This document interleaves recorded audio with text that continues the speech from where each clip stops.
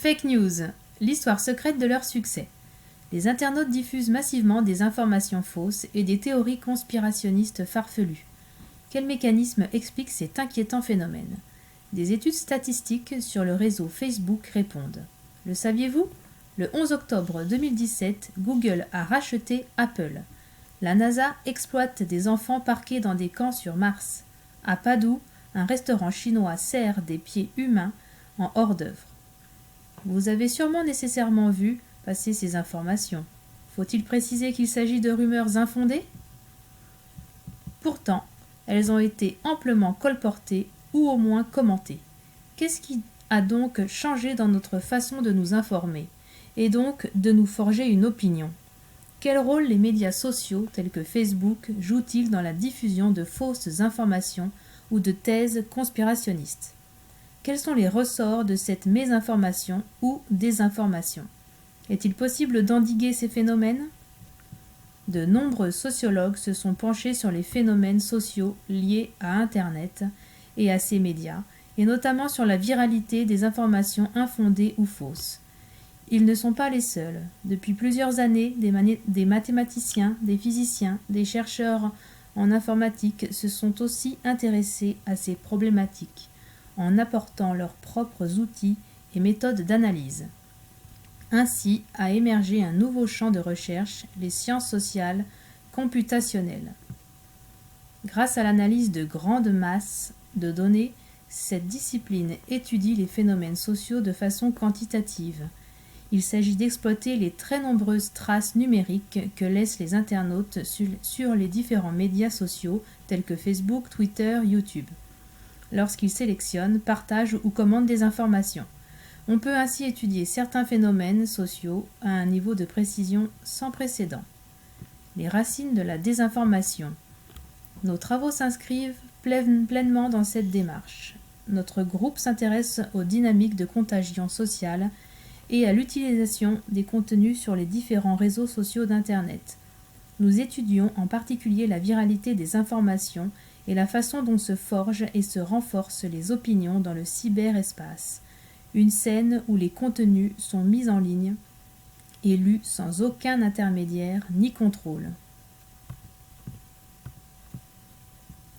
Avant de présenter nos résultats sur la diffusion des informations et leur assimilation, sur la formation des opinions et sur la façon dont les personnes s'influencent mutuellement, commençons par souligner quelques traits généraux de la situation créée par Internet et ses réseaux sociaux apparus il y a une dizaine d'années. Internet a modifié la façon dont les personnes s'informent, interagissent, trouvent des amis, des sujets et des intérêts communs, filtrent les informations et se forgent leurs propres opinions. Dans ce contexte, plusieurs facteurs contribuent au problème de la mésinformation ou de la désinformation.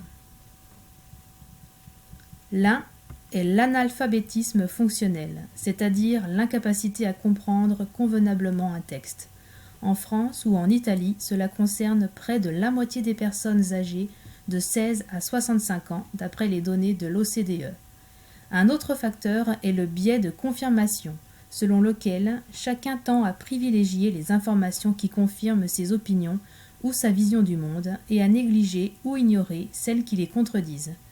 Dans la masse d'informations de tout type véhiculées par Internet, chacun peut alors rechercher et trouver ce qui le conforte dans ses préjugés et ses goûts et délaisser le reste. Un troisième facteur en jeu est le fait que sur Internet, l'émission et la réception des contenus s'effectuent essentiellement sans intermédiaire. N'importe qui peut publier sa version des faits et ses opinions sur n'importe quoi, sans qu'aucune personne ou autorité n'ait au préalable contrôlé la véracité et au moins le fondement de ce qui a été mis en ligne.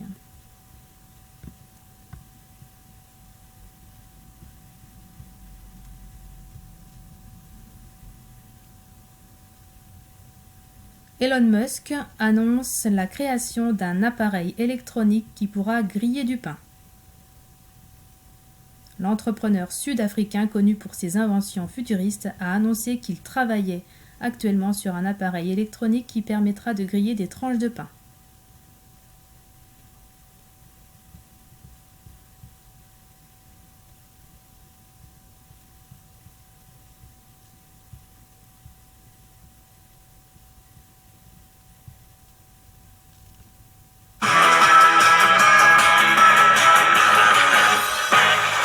inaugure une nouvelle séquence pour cette dernière partie d'On n'est pas des pigeons avec Tom. Cette séquence, c'est le Dico Geek. On va apprendre des mots issus de l'univers des réseaux sociaux et des nouvelles technologies. Ouais. Le premier mot du jour, c'est ceci. fake news. Qu'est-ce que c'est? Annie a dit qu'elle savait ce que c'était. J'aimerais bien avoir une définition précise de la fake news. C'est une fausse nouvelle. C'est une fausse nouvelle, c'est-à-dire Quelqu'un qui donne une fausse nouvelle sur Internet, je sais pas moi. Ben, surtout sur les réseaux sociaux, c'est ça la problématique aujourd'hui. Ce sont les fausses informations qui se propagent beaucoup, très vite et qu'on ne vérifie pas forcément. D'ailleurs, le Conseil supérieur d'éducation aux médias organise chaque année la quinzaine d'éducation aux médias pour se sensibiliser à ce genre de problématiques. C'est le premier jour aujourd'hui, c'est l'occasion d'ouvrir le premier Dico Geek consacré aux fake news. C'est parti.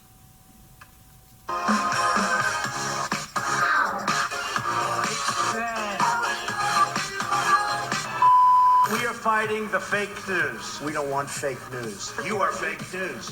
C'est le nouveau mot préféré de Donald Trump. Elle pullule de plus en plus sur le web et les réseaux sociaux. On les partage parfois sans même s'en rendre compte. Les fake news sont partout. Et attention à ne pas les confondre avec les sites parodiques comme le Gorafi qui proposent des infos détournées et se moquent de l'actualité. On peut tomber dans le panneau, mais à la base, ces blogs ne se présentent pas comme de vrais médias d'information. Alors ça, pour moi, c'est de l'humour qui imite les informations. Mais les fake news, ce sont des informations erronées, mais surtout erronées volontairement, parce que fake en anglais, ça veut dire faux dans le sens de trafiquer, de réarranger, de fabriquer. Les fake news, ce sont donc des informations délibérément fausses émanant d'un ou plusieurs médias et qui circulent sur Internet. Et c'est pas un phénomène neuf, ça existait déjà dès 1789 lors de la Révolution française, sous les formes de libelles, des petits pamphlets qui cherchaient à déstabiliser le pouvoir en propageant de fausses informations. Marie-Antoinette en était la principale cible, on l'accusait de trahir la France, de dépenser l'argent du peuple et de multiplier les amants. C'était déjà, d'une certaine manière, une forme de fake news.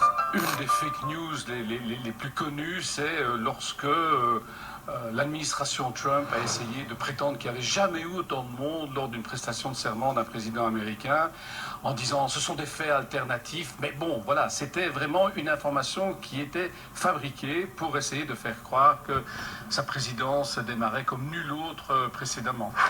Dans ce cas, on parle carrément de désinformation. Mais dans certains cas, des fake news peuvent émerger par erreur sur le web. Ce fut le cas en 2015 lorsque l'agence France Presse annonçait la fausse mort de Martin Bouygues, le célèbre patron du groupe TF1. Et avant de refermer ce journal, nous venons de l'apprendre, cette triste nouvelle. Notre patron Martin Bouygues est décédé ce matin dans sa résidence. Une fausse information relayée à la télé sans la moindre vérification.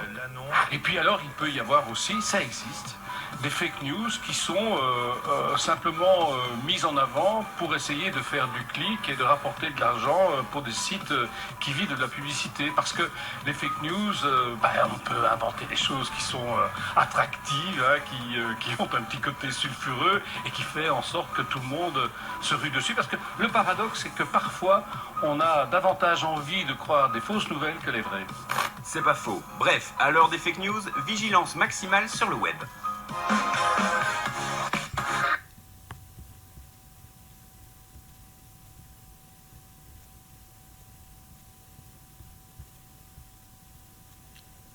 Le participe présent. Je me tiens à votre disposition. Je suis prêt à vous rencontrer quand vous le souhaitez.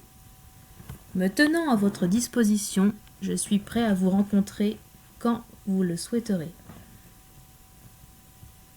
Je vous renouvelle mon offre. J'attends avec impatience votre proposition. Vous renouvelant mon offre, j'attends avec impatience votre proposition. J'espère pouvoir compter sur votre aide. Je vous remercie de votre disponibilité. Espérant pouvoir compter sur votre aide, je vous remercie de votre disponibilité. Je vous laisse libre de votre choix. J'attire votre attention sur la qualité de notre accompagnement. Vous laissant libre de votre choix, j'attire votre attention sur la qualité de notre accompagnement. Je reste à l'écoute de vos suggestions. Je suis sensible à vos encouragements. Restant à l'écoute de vos suggestions, je suis sensible à vos encouragements. Je vous assure de mon attention toute particulière à vos remarques. je vous prie d'accepter toute ma reconnaissance. Vous assurant de mon attention toute particulière à vos remarques, je vous prie d'accepter toute ma reconnaissance.